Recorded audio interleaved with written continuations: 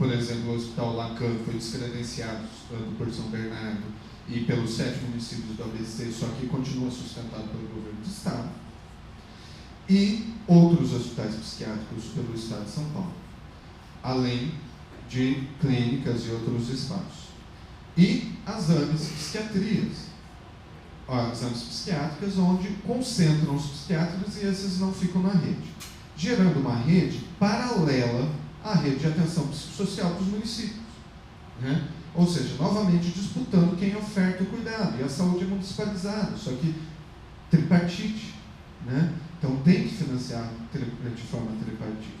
Os municípios, atualmente, que querem implantar a rede de atenção psicossocial e uma saúde de qualidade, têm a obrigação de gastar 14% do seu orçamento.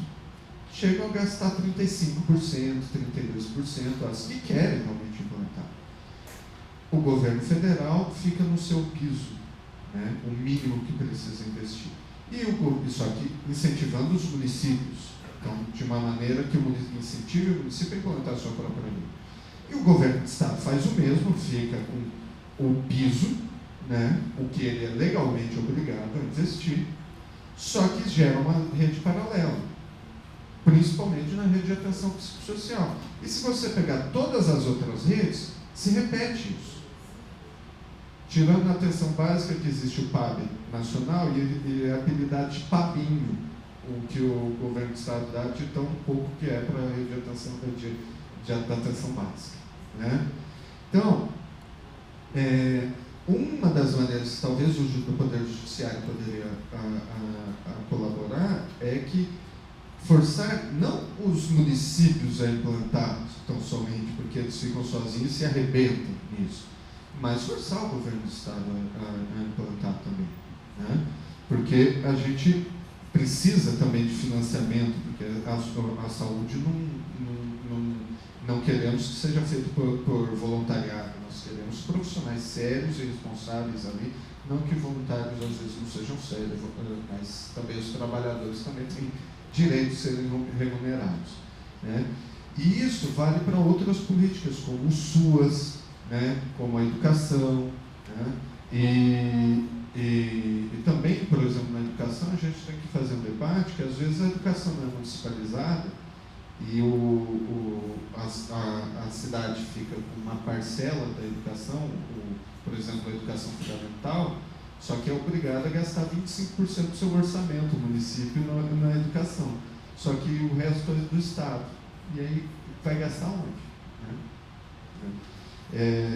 E também pensar, que, por exemplo, no SUAS, muitos municípios, e às vezes até o Estado, dizem que a pessoa com deficiência tem direito a diversas políticas, mas aí se ela é deficiente e tem um problema de saúde mental, para conseguir os direitos da pessoa com deficiência é muito difícil, porque falar, não, ele é usuário de serviço de saúde mental, então ele vai para outro lugar, não vai nem para residência inclusiva, nem para o abrigo, nem para casa de passagem, nada, porque ele tem problema de saúde mental, então vai se tratar lá e não vem para o serviço de assistência.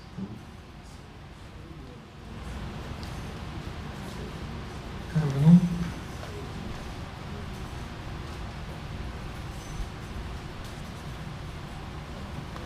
Boa tarde, companheiros e companheiras. Eu sou o Carlão, sou convivente do Ednei. Sou militante do movimento da luta antimanicomial. Estou há 25 anos aqui. Bom, a minha pergunta é básica. A minha pergunta é a seguinte: temos uma usuária que ela usa crack, e eu já estou lá no crack de terra. É meu caso. Eu também uso crack. Eu uso crack todo final de semana, todo sábado. E não vou negar. Para mim, foi plantado rede em São Paulo. Eu tenho acompanhado os CAPs.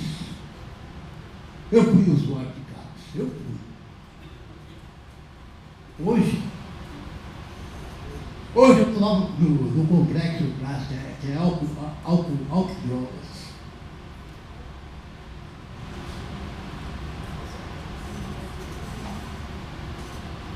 para mim, vou fazer a diferença. Para mim, existe ajuda para esse o Para isso eu disse os de braços abertos. Para quê? Ela vai trabalhar, trabalhar o seu sustento, tem a sua casinha, tem o seu parquinho. Esse sim precisa de ajuda. Esse precisa de ajuda.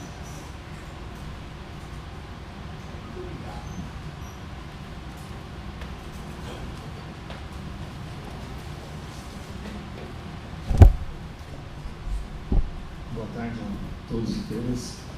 Meu nome é Emerson, também sou trabalhador da saúde mental. E, na verdade, assim, algumas colocações e uma proposta, né? Relatos assim de alguns usuários, né?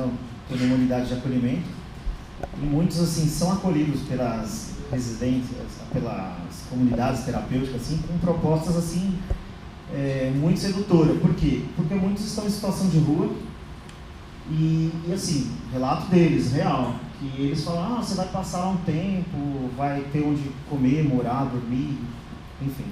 Então assim, acho que é uma questão social também aí, né? A gente, como a mesa mesmo citou, a família, né, por não saber, às vezes não entende, não existe ainda uma linha ali para conversar, e aí eles optam, é um problema a menos, aquela pessoa está fora, né? E fora da casinha, né? Vamos colocar assim, na rua, e eles não vão buscar.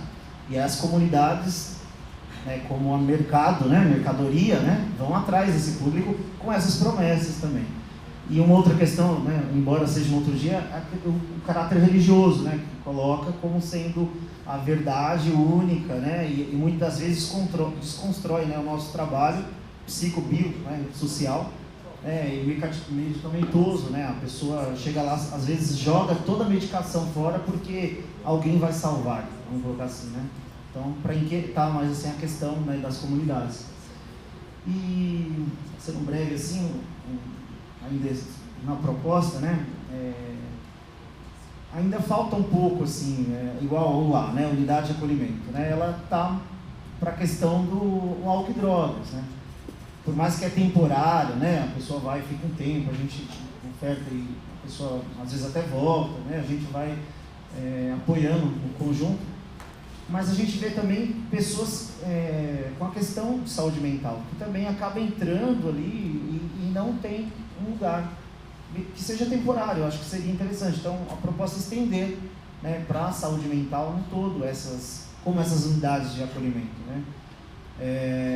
E assim, a divulgação também. Ainda a gente vê toda essa fala, muito, muito legal, maravilhosa, mas muita da população não sabe o que é uma unidade de acolhimento.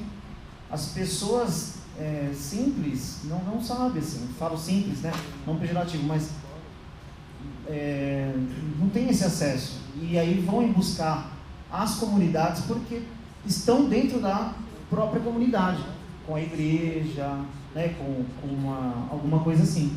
Então eu apoio que se divulgasse mais o nosso trabalho também, sabe, em televisão, rádio, sabe, que existe um tratamento para álcool e drogas, para saúde mental público, né, e que isso fosse veiculado, sabe, na televisão e que mostrasse também resultados, né, porque né, dentro de uma unidade de acolhimento, que é a casa, né, a gente faz de tudo para com que ela se mantenha com a característica de uma casa. Mas somos bombardeados, às vezes, pela própria vizinhança, que nos rotula, né, como, estão ajudando os drogados, e falas assim preconceituosas. E aí, legal, a gente até faz um trabalho com a população, com os vizinhos, tenta construir, até arruma parceiros, legal, assim, mas tudo muito no boca a boca, porque eles não sabem, né, o que nós estamos fazendo. Então, fui bastante contemplado por muitas das falas, mas é só para contribuir mesmo. Obrigado.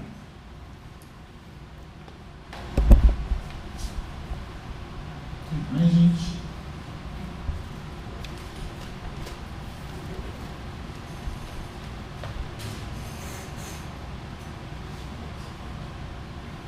Boa tarde a todos, meu nome é Valdir, eu passei no Cabo Saber Brasilândia 3.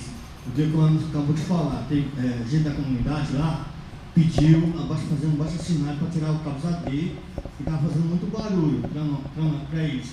E nós estávamos precisando de ajuda, agora que apareceu essa ajuda para nós, pacientes. Então, as outras comunidades não sabem como que é o CAPS. Eu lá, já vou fazer 5 anos que eu estou lá, 5 anos.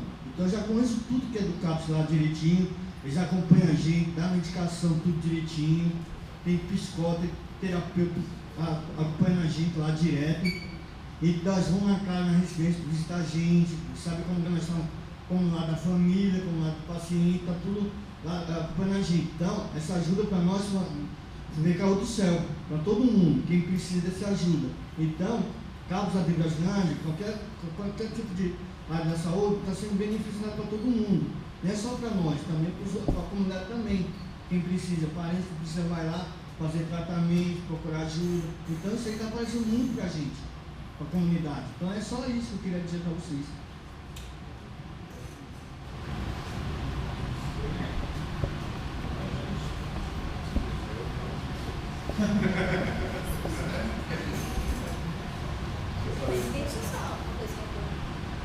Acho que assim, ainda muito nessa questão da disputa que a gente está vivendo dessa política, né? Que eu acho que esse tem que ser o nosso norte mesmo, assim, de fazer a defesa, né, de uma política de cuidado e liberdade e ter muito claro o que nós estamos propondo. Porque em alguns momentos foi dito aqui, enfim, ou para mim, né, a leitura que eu faço, parece que os CAPs não são muito resolutivos, né?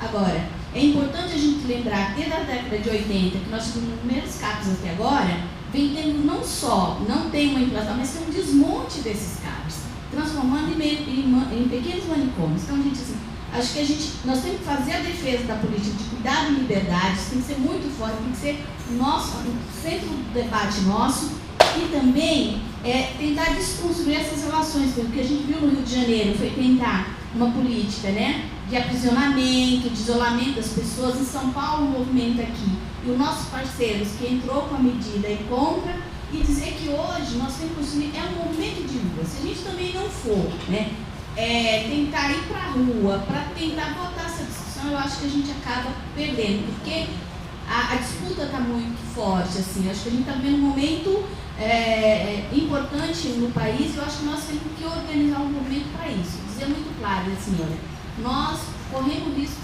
assim, iminentemente de perder essa conquista nossa. Então, eu queria reafirmar essa importância, né? E também o problema da fragilização, né, que nós estamos vivendo, né, desse investimento. Tem um momento em que as pessoas, infelizmente, muita gente estava muito, né, dentro dos serviços ou em algum lugar, começando a aparecer agora, que é o momento que a gente está vivendo na conjuntura do país. Quer dizer, tudo uma onda muito junto. Então, nós não podemos cair nessa lógica de achar que os CAPs não funcionam. Eles sim, eles são resolutivos. O problema é que, assim, é a disputa que está colocada. Então, por isso que a gente fala assim. E também não adianta ter CAPs, tem que ser CAPs 24 horas, tem que ser CAPs 3, gente. Esse é a política que vai resolver. Porque se você tem um CAPs, né, modalidade 1, você não consegue atender a necessidade dessa população. Então, não é só defender o CAPs, mas que tipo de CAPs nós queremos defender. Eu prometi que ia ser bem rapidinho. Da questão do cuidado em liberdade. O cuidado em liberdade não se resume a ser extramuros, né? Como o Raul trouxe, e a gente tem que ter um cuidado realmente em liberdade, né? E aí entra uma outra questão do judiciário, que entra também a questão, principalmente de crianças e adolescentes, e que aí se buscam soluções miraculosas de vamos internar na comunidade terapêutica, ou no hospital psiquiátrico, no hospital geral, ou no CAPS até, obrigatoriamente pela justiça, né?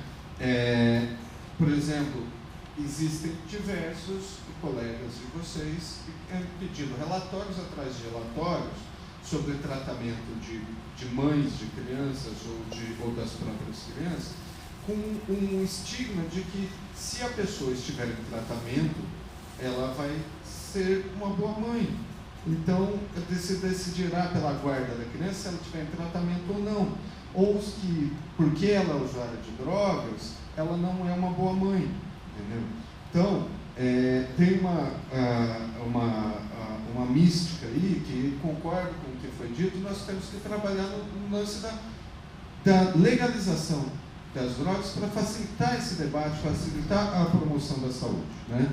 E, por mais incrível que pareça, uma das perguntas que o Rildo trouxe sobre a autonomia e sobre o discernimento dos usuários de serviço de saúde mental, chega-se ao absurdo que eles têm autonomia e têm que participar da decisão de condução do seu tratamento.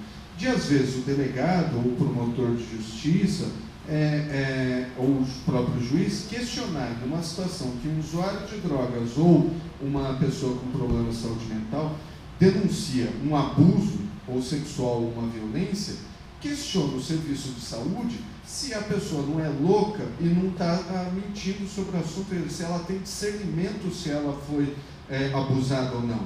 E não cabe ao serviço de saúde investigar se a pessoa está dizendo a verdade ou não.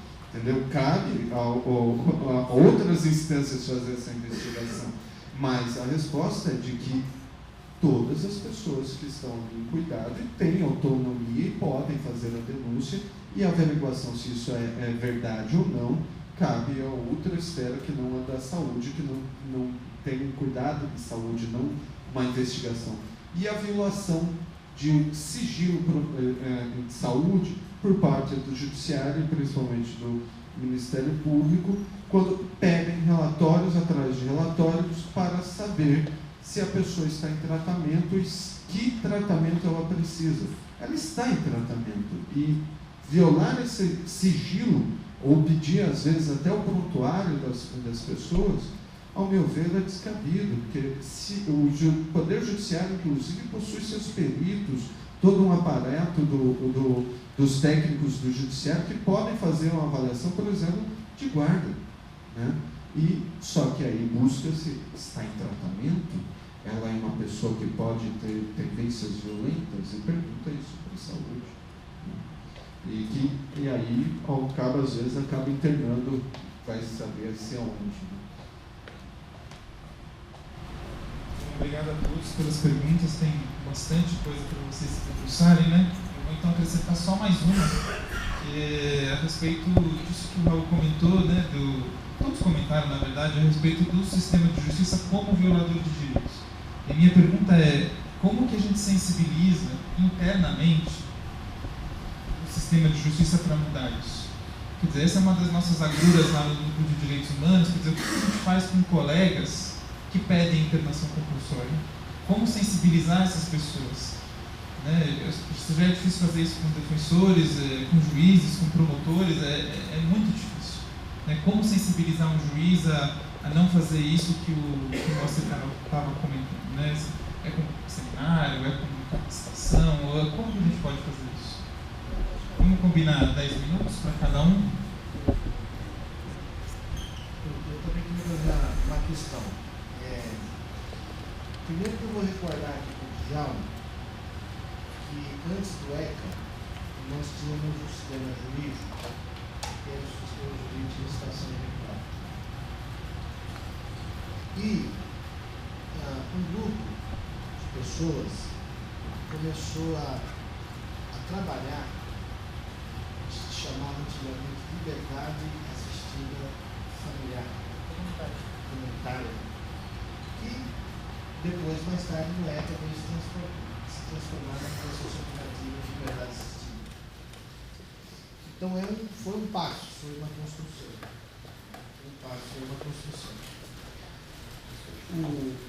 Eu me recordo também que, no final da década de 90, houve a aprovação do Código Estadual de Saúde. Salvo me engano, um dos artigos lá que eu me recordo já falava da necessidade do Estado criar ambulatórios, que na época chamavam-se antidrogas, ambulatórios antidrogas, que era exatamente para o cuidado, já pensando na ideia do cuidado da droga ou do abuso da droga, já como uma endemia que iria se debruçar numa questão social, como de fato é. E disto, eu acho que veio, a partir da luta antimanicomial, veio construindo já as noções dos NAPs, que hoje foi evoluindo, se chama os CAPs, que depois isso passou a ser regulamentado, e eu acredito que na história há construção. Então, esse debate aqui, como disse a Naldeci, ele é extremamente animador, apesar de em muitos lugares repetitivos, está se repetindo muito, porque na hora do vamos ver, né, do concreto, nós nem conseguimos estabelecer de fato uma rede, né, uma rede que seja mais ampla do que só assistência à saúde, porque é preciso ampliar isso, né, e quero dar aqui um testemunho. No outro dia eu fui num debate no movimento de moradia, que a gente apoia, que a gente acha que a moradia é um direito elementar, fundamental, ele é primordial, inclusive, das circunstâncias, e o movimento de moradia dizendo que tinha que ter rebaixamento na área penal mesmo. Né? O outro dia fui num debate com os companheiros LGBT, e os companheiros dizendo que tinha que higienizar a rua do pobre para ir rua mesmo, porque enfeiava a cidade. E uma outra oportunidade, fazendo um debate lá com o movimento de mulheres, e o pessoal, algumas das, né, não vamos dizer que são todas, mas discutindo que os meninos tinham que ficar internados mesmo, porque a droga é uma epidemia instauradora de um processo de violência social, né, formador de pessoas de pequenos delitos, etc., que coloca em risco o patrimônio, a incomunidade de agir na via pública, etc., etc. Eu estou querendo dizer que alguém falou, né, acho que aqui, não me recordo aqui, como é que nós vamos fazer esse debate para sensibilizar essa coisa da justiça, etc. Mas eu acho que também cabe a provocação aos movimentos sociais, às entidades e instituições, a tarefa é muito árdua. O caminho, o embate cultural e ideológico, ele é muito intenso, ele é muito grande, né? Mas assim como foi a liberdade assistida comunitária, né?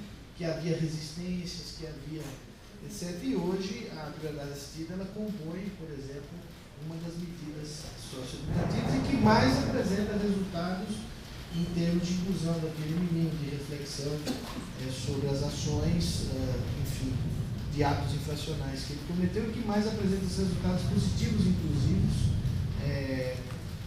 pelo menos esse é o dado que eu tinha, né? E onde menos ocorrem reincidências, por exemplo, daquele menino para outros atos infracionais. Então, é só marcar que esse debate, que às vezes parece tão utópico, né, que muitas vezes nos parece tão distante de alcançar, né, às vezes um ideário mais positivo, que nos contemple muitas vezes sobre a perspectiva dos direitos humanos, é lembrar que não tínhamos CAPs há 16, 17 anos atrás, né? Nós ainda tínhamos muitos manicômios e que hoje nós temos menos manicômios, ainda os temos, né?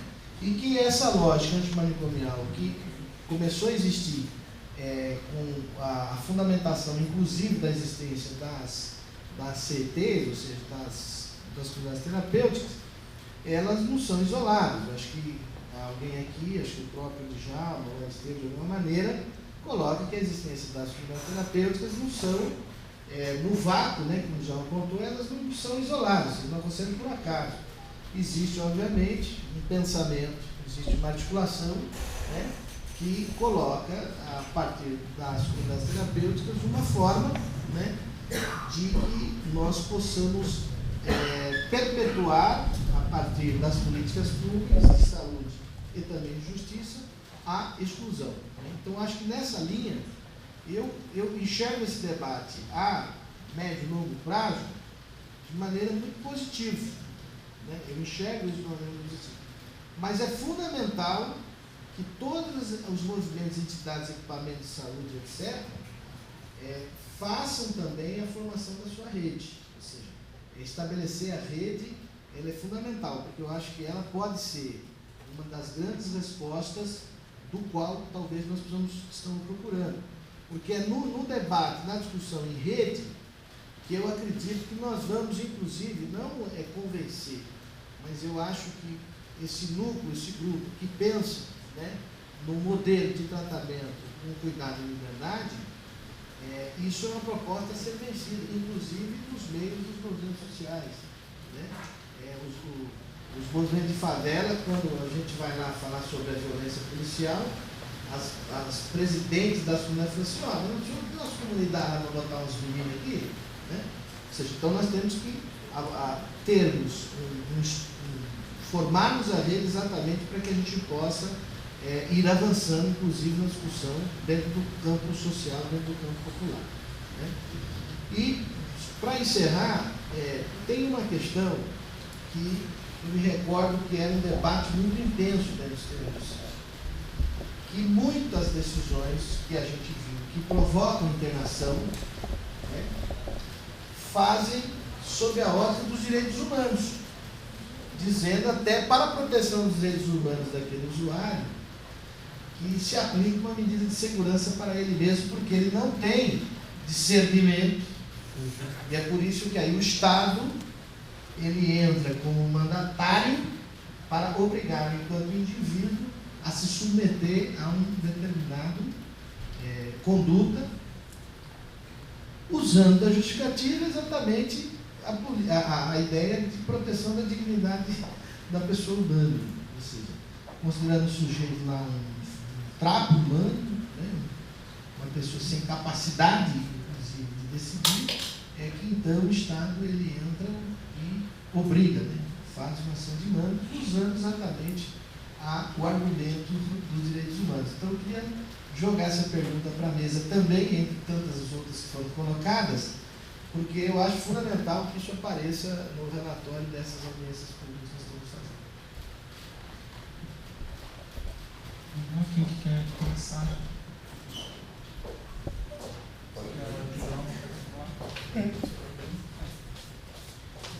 Bem, pessoal, partindo da perspectiva que a companheira aqui ainda há pouco citou, e eu achei bastante interessante o ponto de vista quando ela aborda, de que esta é uma política em disputa, né?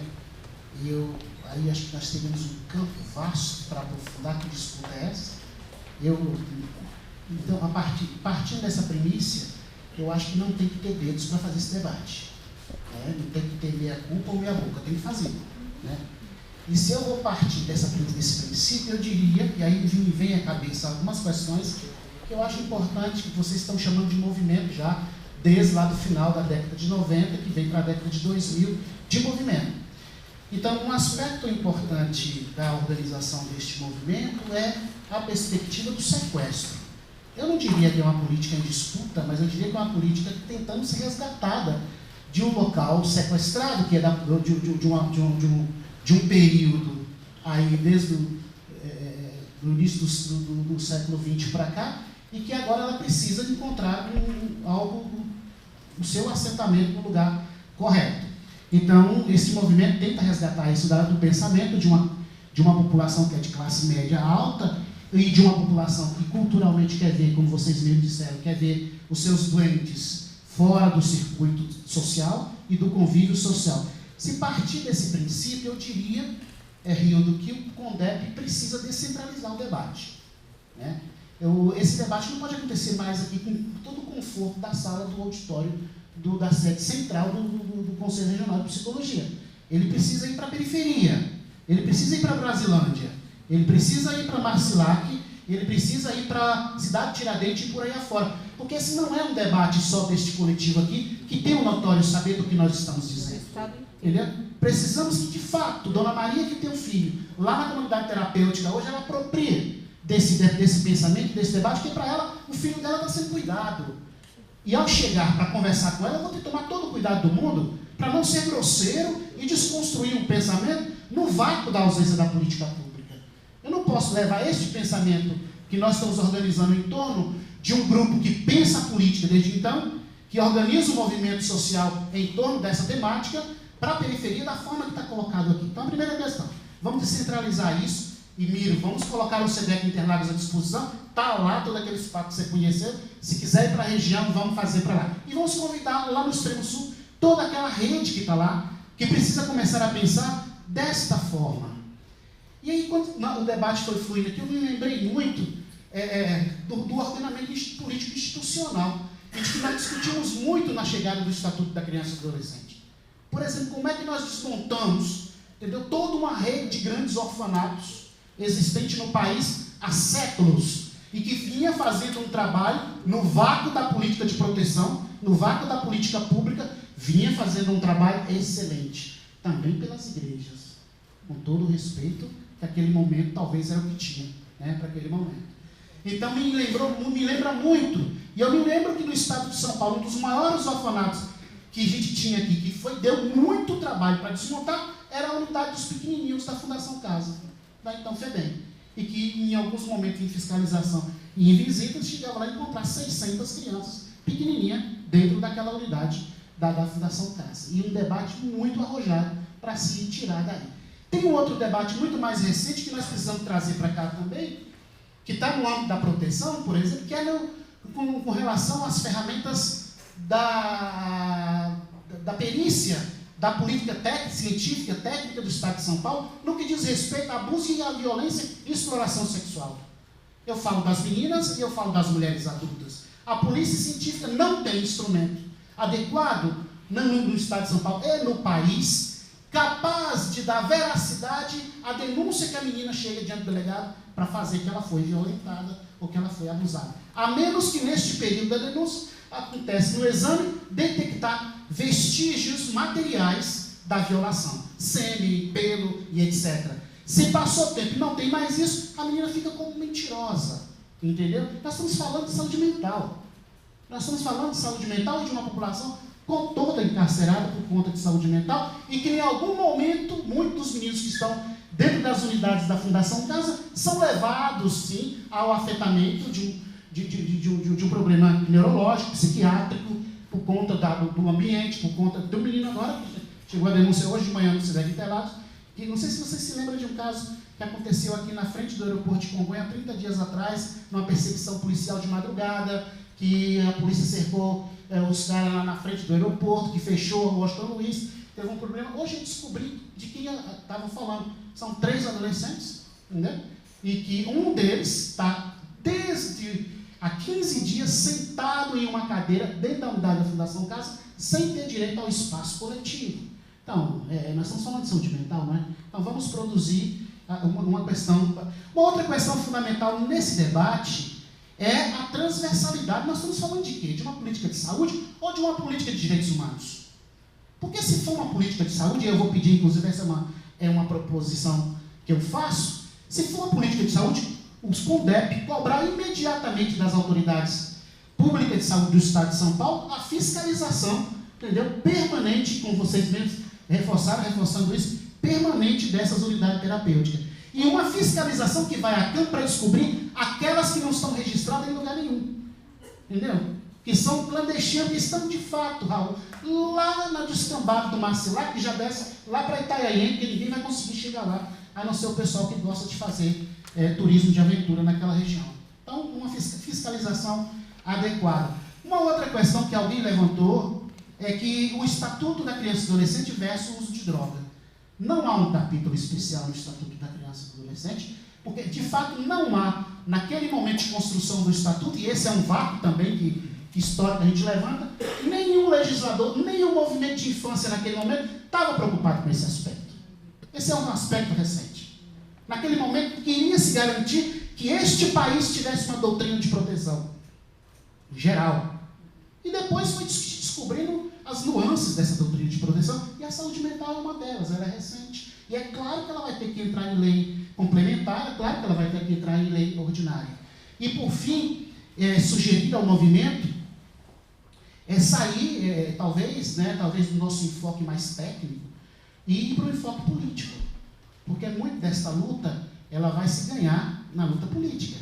Porque o judiciário, do qual eu não me ouço agora, talvez aprofundar, mas o modelo de justiça que nós temos, vocês conhecem muito bem. Não está a favor da luta. Você próprio levantou aqui uma questão emblemática. Eu não estou a favor da luta, é conservador. A sociedade que busca essa justiça e que está de olho nessa justiça para tomar conta disso também é conservadora. Então nós temos uma série de questões que o movimento precisa se arvorecer na luta, deixar que um grupo técnico cuide das questões técnicas, subsidie e vai a campo para buscar quem mais engrossa esse caldo. E eu imagino que este caldo é a transversalidade da política que engrossa o caldo do movimento na luta antimanicomial. E dentro do sistema de garantia de direito, nós também, no âmbito da infância e da adolescência, temos as mesmas dificuldades que vocês têm no âmbito geral, entendeu? Do direito do sistema de garantia de direito. Aquele sistema que está estabelecido pelas regras gerais que nós não conseguimos operacionalizar de fato onde nós estamos. E eu estou terminando, e essa política em disputa, só para fechar, aí eu fiquei pensando aqui, ela não é por acaso uma disputa pela disputa. Ela não é por acaso uma disputa para que eu possa colocar o atendimento, ou o tratamento, ou o acompanhamento na região periférica, ou dentro do mato. Não, ela não é. Ela é ideológica, ela é econômica, entendeu? Ela é do ponto de vista econômico. Primeira questão econômica, que de fato o adolescente e a criança, ou o adulto que está dentro de uma comunidade terapêutica, ou que está envolvido no tratamento, no acompanhamento de saúde mental, ele não produz do ponto de vista econômico. Ele não gera riqueza, entendeu? Ele não produz imediatamente para que ele possa cumprir os seus próprios gastos e possa, inclusive, sanar ou ressarcir a família dos possíveis gastos econômicos ou dano econômico. Isso é o mesmo pensamento no que diz respeito à educação. Todo o ciclo educacional de uma criança é improdutivo para o mercado. Então, do que nós estamos falando? Que nós estamos dizendo que é uma política em disputa, ou talvez uma política em sequestrada, e que nós precisamos de usar toda essa força para resgatar. E, por fim, nunca vai ser um debate terminativo, ainda bem que não, entendeu? Do ponto de vista do Conselho Nacional dos Direitos da Criança, nós nos colocamos, sim, sempre à disposição para poder estar juntos, nessa discussão nossa com o Conselho Nacional de Drogas, na elaboração da resolução, mas também aquilo que o CONANDA possa fortalecer lá no seu espaço, na relação com quem, na burocracia, tem o papel de organizar a política pública e trazer para a população. Mas gostaria muito de receber isso lá em Interlagos para a gente continuar o debate. Muito obrigado. Arthur. São várias enormes questões, todas elas extremamente relevantes. Eu vou tratar somente de algumas. Começar pela questão da legalização das drogas, que vários colegas tocaram nesse assunto. É evidente que esse assunto é fundamental. Eu vou dar um exemplo da legislação como impeditiva de resolução de problemas no Brasil. Dentro dos braços abertos, a discussão dos braços abertos, num determinado momento, se tentou negociar com os componentes da chamada Cracolândia um local em que eles pudessem usar a sua droga sem ser de forma pública, como acontece hoje. E eles mesmos, os usuários, deram a seguinte ideia: olha, tem um terreno vazio na Cracolândia, se houver um sombrite, se houver uma colocação de bancos, nós vamos para esse terreno e não vamos ficar na rua. Nós também não queremos ficar na rua. É desagradável, é constrangedor, não queremos usar droga em rua. E isso é impossível. O prefeito queria fazer, mas isso é impossível porque a legislação impede, por exemplo, a chamada sala de uso. Então, a legislação do Brasil, ela atrapalha muito a questão da resolução das drogas e da saúde mental. Muito. Só que esse debate é curioso. Esse debate é um debate interditado no Brasil. Se alguém levanta a questão da legalização das drogas, é imediatamente taxado de ligado a traficantes. E por que isso acontece no Brasil? Esse e outros debates. A questão do aborto. Né? A questão do aborto é outra coisa que é interditada no Brasil. O aborto é legalizado no Brasil. Legalizado entre aspas. Há abortos aos montes no Brasil. Agora, a classe média faz aborto em locais adequados, pagando algum dinheiro por fora, e o pobre faz aborto em matadouros públicos do interior e acaba indo para o SUS depois para resolver o seu problema de saúde. Um candidato, um Sacripanta, candidato a presidente da República, dizia, e a mulher dele dizia também, que quem defendia a legalização de aborto era matador de criança. E depois se descobriu que ele fez junto com a mulher um dos abortos. Então há uma situação no Brasil de uma falsidade. Agora, por que isso acontece? Eu acho que tem que ser tocado nesse assunto, porque é uma questão de direitos humanos. No Brasil, não há nada na mídia que não seja pensamento único. Nada. Se o sujeito chegar em casa, escutar a Globo, comprar a Veja e ler a Folha, ele é quase um sociopata. Ele se torna quase um sociopata, porque ele não tem informação nenhuma sobre isso. Eu trago a baila a Argentina. A Argentina, se você chegar lá numa banca, pergunta na época da Kirchner, meu amigo, tem algum jornal que defende o governo? Tem, página 12. E na televisão, tem televisão que defende o governo? Tem, são 3 canais de televisão estatais que defendem o governo. Então você tem o contraponto. No Brasil você não tem o contraponto. Você tem um pensamento único que todo tempo te agride e onde você for. Se você for hoje tomar um café, está lá a Globo ligada na coisa. Se você for no restaurante, está lá a maldita ligada e passando nos créditos embaixo que estão falando. É um massacre sobre a população brasileira que interdita vários assuntos. Você não pode discutir, por exemplo, a legalização de drogas. Essa legalização está sendo tratada no Supremo. E o Supremo começou a falar na legalização e parou, porque recebeu uma enxurrada de críticas contra. Alguém pediu vice e está parado lá. Imaginar que isso possa ser discutido nesse parlamento é sonho de uma noite de verão. O parlamento brasileiro não vai discutir esse assunto. Esse assunto vai continuar tal como está hoje. E tem gente ganhando muito dinheiro com a legislação da chamada guerra às drogas, que na verdade é a guerra à pobreza. Eu outro dia estava fazendo uma palestra e peguei os dados de um pesquisador da USP, que pegou processo por processo da Barra Funda. Então não é estatística, é real. E os dados são esclarecedores.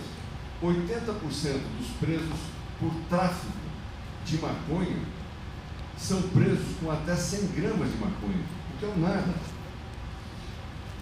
75% dos presos com crack, aprende-se com esses presos até 50 pedras de crack, que é o nada. 50 pedras de crack, o sujeito usa um dia uma pessoa usa um dia na Cracolândia. Então você está prendendo gente, como disse o Raul, você está prendendo gente que é da ponta final do comércio das drogas. Eu trago aqui um exemplo de um amigo queridíssimo, promotor de justiça que estava de Santo André, que ele me contou a seguinte situação. Uma senhora reclamou que em um determinado local tinha tráfico de drogas. Ele ligou para o delegado e falou, olha, precisa ver lá. O delegado foi lá e prendeu o cidadão. Passado 15 dias, novamente o vizinho, olha, voltou. Ligou para o delegado prendeu. Terceira vez, mesma coisa, o delegado prendeu. Na quarta, veio a mãe dos 3 meninos que foram presos. Falou, doutor, você vai prender 3 filhos. Vai prender o quarto também? Porque eu tenho que viver. Meu menino vai começar a vender no mesmo lugar, vai prender de novo.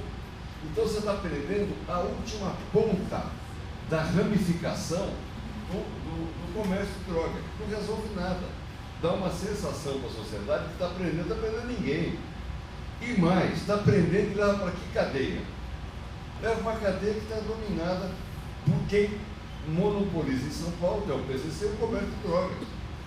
Então é um faz de conta que você, se não tiver as informações, você fica repetindo o que a mídia fala o tempo inteiro, que é o horror, que é uma bobageira total. E não consegue se discutir a questão do aborto, a questão da legalização das drogas e tantas outras questões, porque são debates interditados no Brasil. Esse é um. Quando você fala desmilitarização da polícia militar, são inúmeros temas que você não consegue mais debater no Brasil. É um momento ruim do Brasil. Voltando à Argentina, a última vez que estive lá, acho que uns 4 anos atrás, eu cheguei numa manifestação monstro na Argentina, monstro. O cara com camisa do Boca, do River, batendo bumbo, com um cartazinho 478. Aí eu perguntei, o cara me explicou, não, nós estamos fazendo propaganda das redes estatais de televisão, contra as redes do Clarim, que é a Globo de lá. Aí eu fui no hotel, eu olhei lá os canais estatais, são excepcionais. São mesmo. Excepcionais. Então você tinha na Argentina um contraponto da coisa que você não tem no Brasil. Então você fala, o Poder Judiciário coonesta o horror das prisões. Coonesta. E grande parte dos componentes do Poder Judiciário e do Ministério Público que se louvam da Veja, da Folha e da Globo, acham que estão fazendo o trabalho correto. Não tem nem autocrítica do seu trabalho. E não é porque são maus ou bons, é porque acham o que eles têm de informação ou desinformação os leva a imaginar que faz o trabalho correto. Você fala para um colega que trabalha no crime, que ele conhece o trabalho da polícia, ele vai falar, não conheço nada, eu prendo traficante. Não prende nada, prendendo o pobre diabo, coitadinho, gente que não tem possibilidade nenhuma de fazer outra coisa, que não está mexendo no tráfico em nada. O tráfico rola solto em São Paulo, todo mundo sabe disso.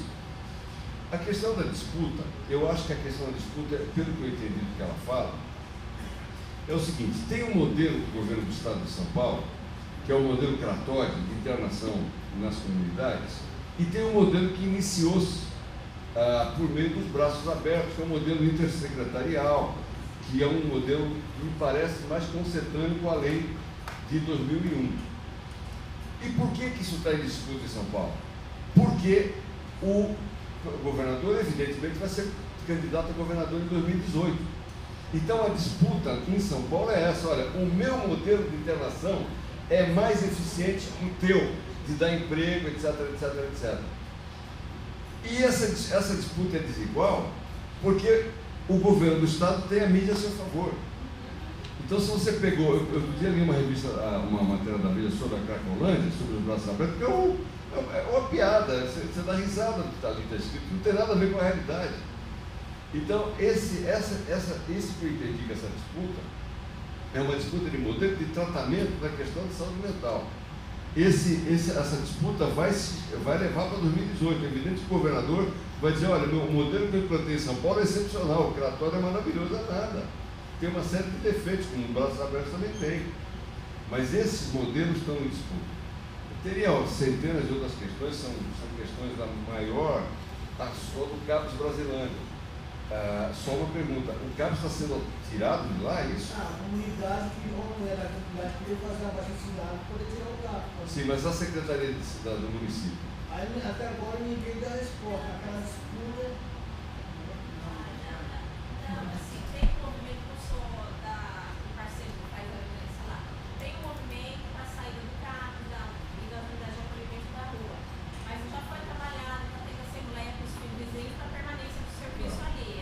Em nenhum momento a Secretaria está querendo tirar de lá. Não, a Secretaria, inclusive, pela Coordenadoria de Saúde do território, está apoiando a explicação. Não, isso só me para preocupa. orientar, isso é mais um estigma. Onde você coloca CAPES AD, e a princípio também CAPES adulto, e bom prato, que aí acumula pessoas de baixa renda, a população em volta quer expulsar.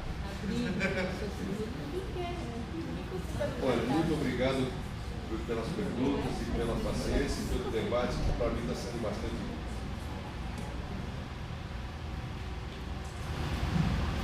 Bom, gente, de fato, assim, são muitas questões, é difícil conseguir dar uma resposta para todas elas, inclusive porque, bom, primeiro que todas elas envolvem questões extremamente complexas e ao meu ver, várias delas acabam entrando um pouco na tensão,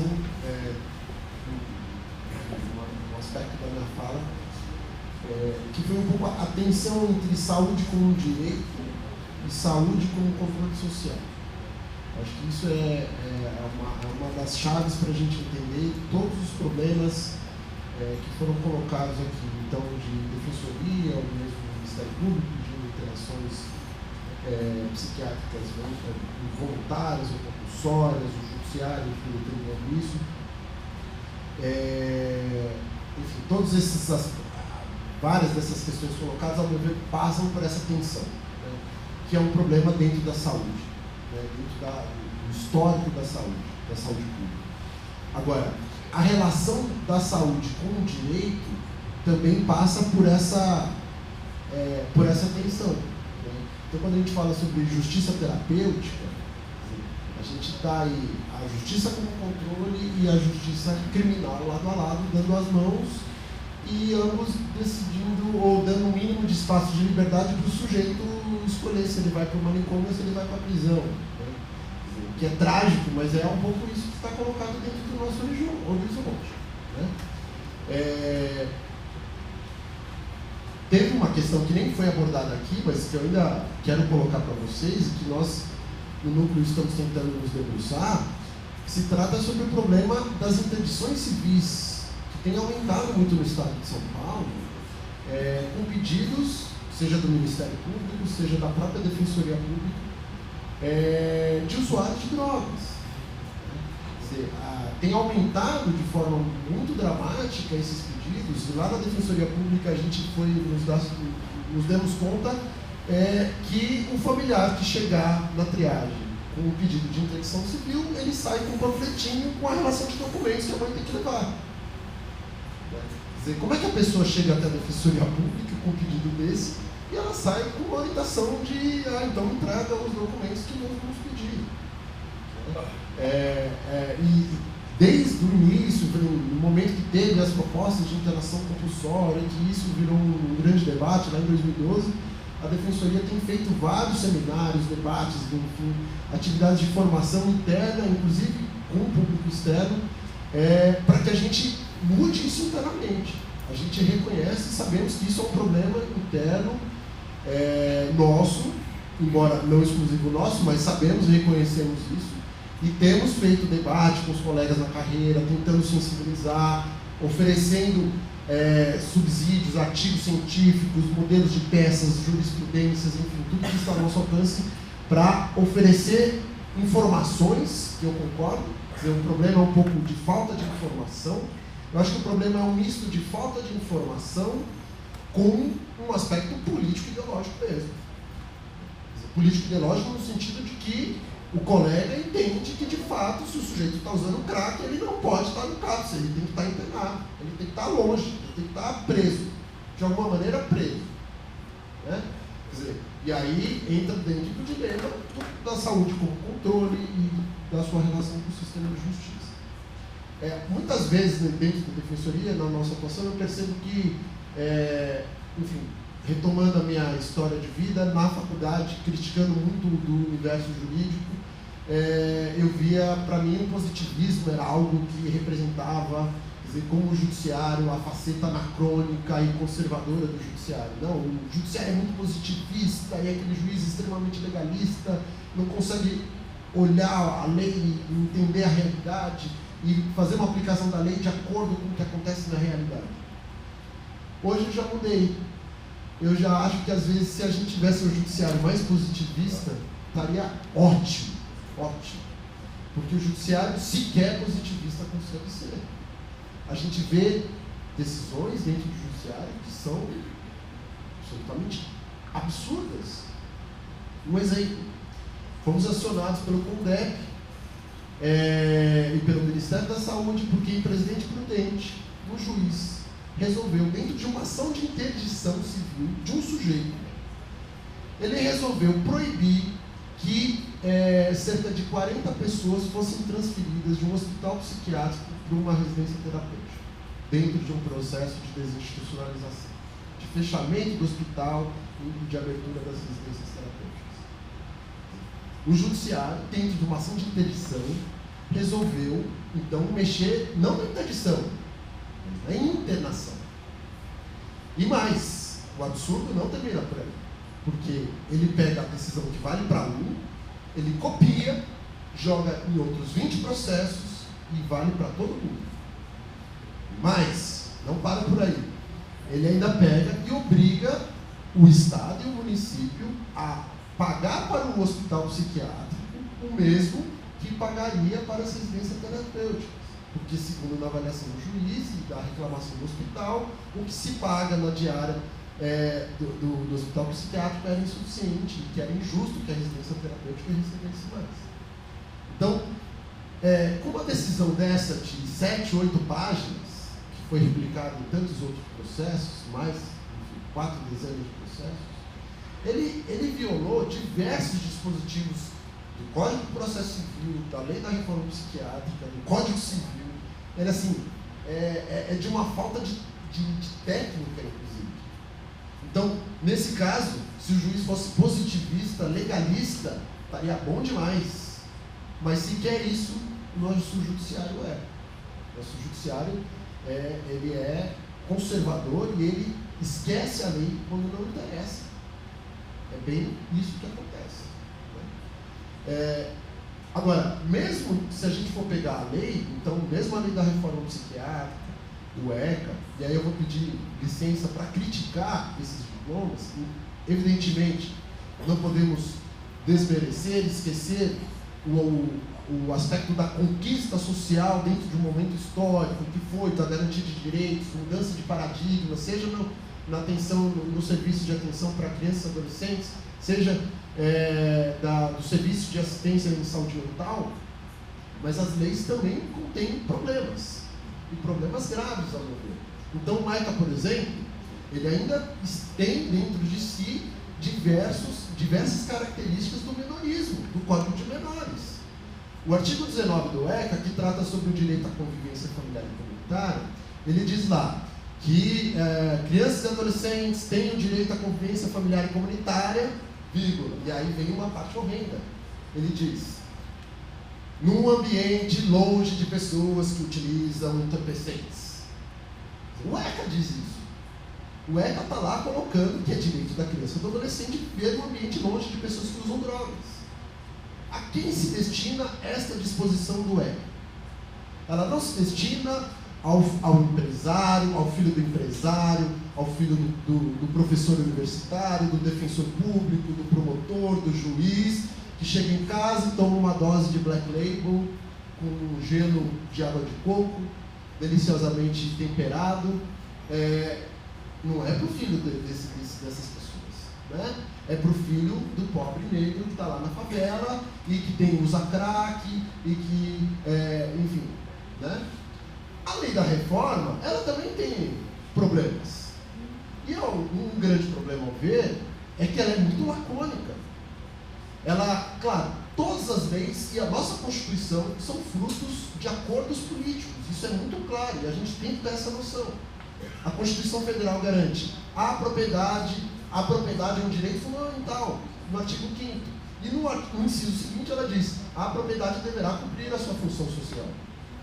Esses dois dispositivos colocados de forma separada, eles conciliam interesses de classes diferentes. Certo? A lei da reforma e o ECA também são frutos de acordos, de uma suposta tentativa de conciliação de interesses opostos. Então, a lei da reforma diz que a internação psiquiátrica só será possível quando os recursos extra-hospitalares se mostrarem insuficientes. Só que no artigo seguinte, ele prevê a internação compulsória e a internação involuntária. A interpretação que o Moacir deu para a internação compulsória, com a qual eu concordo, isso é tese institucional da Defensoria Pública. Internação compulsória, para nós, é igual a mesma coisa que a chamada medida de segurança dentro do direito penal. Só que não é assim, isso não está escrito na lei. Isso é uma interpretação que se faz da lei. Por quê? Porque a lei é muito lacônica. A lei da reforma não diz o que é a internação compulsória. Ela diz simplesmente, é aquela determinada pelo juiz. Tá, mas e daí? Qual juiz? É o juiz criminal, no âmbito de um processo penal, ou é de um juiz qualquer, do cartório ou de uma vara de família? A gente não sabe. A lei não fala. E quando a lei não fala, quem que faz? O juiz, o operador do direito. E aí a gente deixa nas mãos do juiz essa escolha. Então, a lei da reforma também tem seus problemas. Então, também temos entraves legais. Questão que foi colocada sobre a liberdade. Primeira coisa, a liberdade é um direito fundamental de todos. Tá certo? Liberdade, autonomia, autodeterminação. Direito não vai proibir aquelas condutas que causam um mal para a pessoa.